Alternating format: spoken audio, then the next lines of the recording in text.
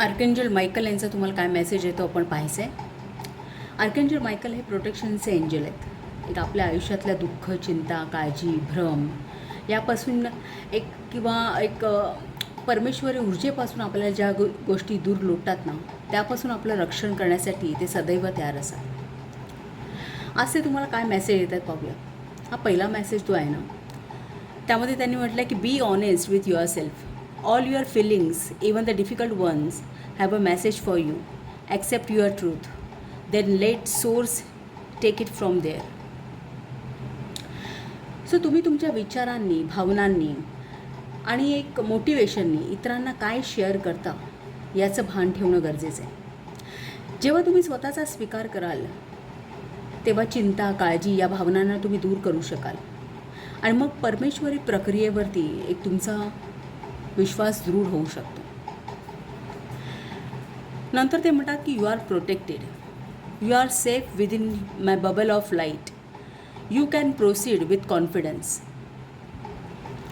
Archangel Michael यांनी तुम्हाला त्यांच्या सफायर ब्लू लाईटच्या झोतामध्ये एक सेफगार्ड केलं आहे. अनवॉन्टेड एनर्जीपासून त्यांची स्वॉर्ड आणि शिल्ड तुमचं रक्षण करते.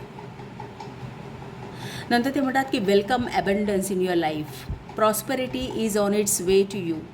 Have faith that source will heal your financial challenges. ज्या गोष्टीची तुम्ही अंतर्मनाने इच्छा कराल ना, त्या सर्वांसाठी तुम्ही ईश्वरी प्रेरणेने लायक आहात. तुम्ही एका समृद्ध विश्वामध्ये राहताय. एक पैशासंबंधी एक तुमचं नातं काय आहे, भावना काय आहेत त्या जाणून घ्या. म्हणजे एक तिथे हिलिंग करता येईल असं त्यांचं म्हणणं आहे. आता या क्षणी आर्केंजल मायकल तुम्हाला एक एंजेलिक कॉईन्स पाठवत आहेत, जेणेकरून तुमच्या हृदयाची तिजोरी विश्वास आणि सकारात्मकतेने भरून जाईल. इथे चौथा मेसेज आहे, your vibration is rising. This is a time of great spiritual growth for you. You are evolving to occupy a higher energetic frequency. तुम्ही कदाचित सध्या एक वेगळा अनुभव घेत असाल. तुम्हाला असं जाणवत असेल की तुमचे विचार, आचार एका नवीन स्पिरिच्युअल वाईबमध्ये परिवर्तित झालेत.